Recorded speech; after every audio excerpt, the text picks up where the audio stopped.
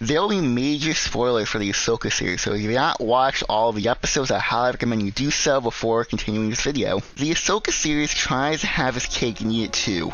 What I mean is this show tries to appeal to the animated fan base and the live action fan base. It tries to be the first thing ever in Star Wars to combine both elements together seamlessly, and it kind of failed at that. The first 3 episodes are extremely dull, average Star Wars, nothing to write home about.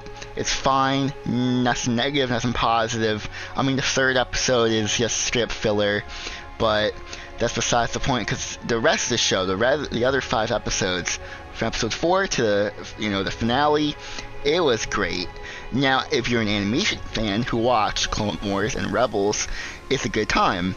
If you haven't, that's a problem, because a lot of the stuff in it, being, the Thrawn, the Night Sisters, World Between Worlds, the Clone Wars, Anakin, all that stuff is foreign, and they didn't really explain it to the point that a casual audience would understand. Now, I feel like the show can't explain everything, because this is a follow-up to Rebels, which Rebels is a follow-up to Clone Wars, so it's like if you watch Clone Wars Rebels, then the Ahsoka series, and it's like, that doesn't need to be a thing. But for people who haven't, because most people who are going to be watching this series are from the live-action fan base, the Mandalorian, then they watch the Book of Boba Fett, then the Ahsoka series. So to them, this show isn't really coherent in a way. But if you follow the animation stuff, it's probably the best thing ever, and it is really good. But it's not like this excellent, greatest thing ever, no. And I'm not alone to say that, because starting from the start of the show, the first episode is extremely long, and not in a good way like Andor is, where the episodes are longer, it's more slow paced. No, this is slow for the sake of just stretching out the runtime to be an hour long to make it look good on Disney Plus. They click on and say, oh, there's actual content, but reality, no, it's just most of the time it's characters, just staring at each other, walking around slowly. And, the ending of the first episode was good, but, it was just really boring. It felt like it was 2 hours instead of 1, which is really bad, because I was looking at the clock, and when is this going to end? And the 3rd episode is just straight up filler, where Ahsoka and Sabine are arriving to Seatos, and the entire episode is the bad guys intervening, and so the episode sits a stalemate until it's not. And so that's filler, just to expand the runtime, make it 8 episodes instead of 7, but that's Dave Filoni's fault. He's the supervisor of the show. I don't blame the directors for how they directed, because they were being told by Dave Filoni. And also, I don't blame the actors for their very dull performances.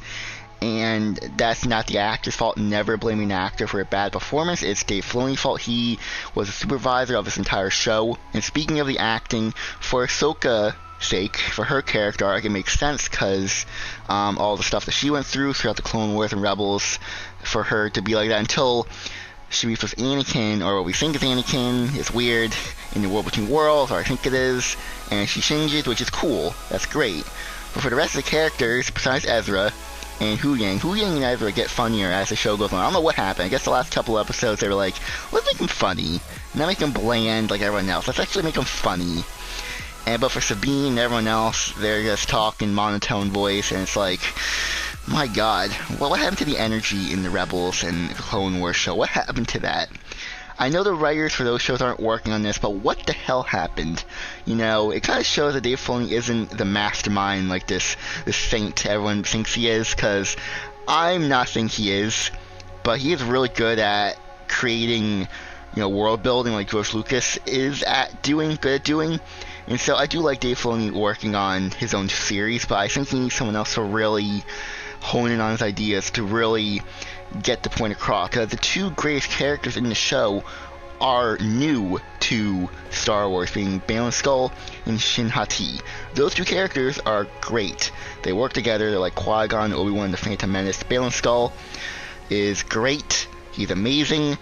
And it's a shame that we'll probably never see him in live action again, because the actor that played him sadly passed away before the show began. And so his character was left kind of on a cliffhanger, sort of. And I kind of wonder if they're going to do more with him, because in the last couple of episodes he sort of didn't do much. And I'm guessing the last episode there was supposed to be more scenes with him, but maybe they couldn't get it because he passed away before the reshoots. I don't know, because I know Disney loves doing reshoots for their projects, so I don't know if he was supposed to do more scenes, but he sadly passed away, so they couldn't, because in the last episode he had like a minute of screen time, maybe even less than that, and it's like, what the hell? But also, Thrawn is amazing.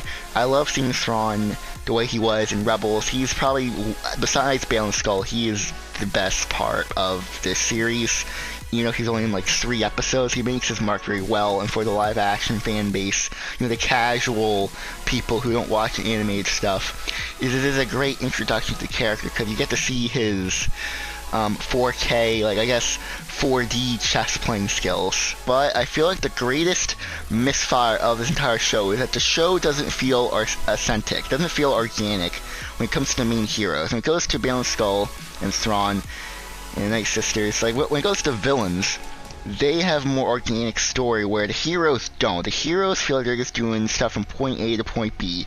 It feels like they're in a video game. Like, that's what it feels like. It feels like the characters are just in a simple video game where the gameplay is supposed to be the real strong suit, but you're watching a show. And I feel like that's Dave Filoni's fault, and he should have. I think this is a really good lesson for him to not make a show like this. Because even with The Mandalorian, they still act and emote. And that, you actually get to see the actors actually emoting and actually having some comedic scenes and actually being alive. Ahsoka and Sabine don't feel alive. Their counterparts in Rebels feel more alive than their live-action counterparts, but it shouldn't be the case. And I honestly think this should have been a Season 5 of Rebels rather than its own live-action spin-off of The Mandalorian, because it's clear that Dave Filoni probably wanted to make it Season 5, like as an epilogue, but maybe Jon Favreau, Kathleen Kennedy convinced him otherwise, and I guess it worked out because it does fit well in the Mandalorian verse, having Thrawn return to the main galaxy to really, like, do whatever he's doing. If I had to really give it a rating, I would give it like a B-.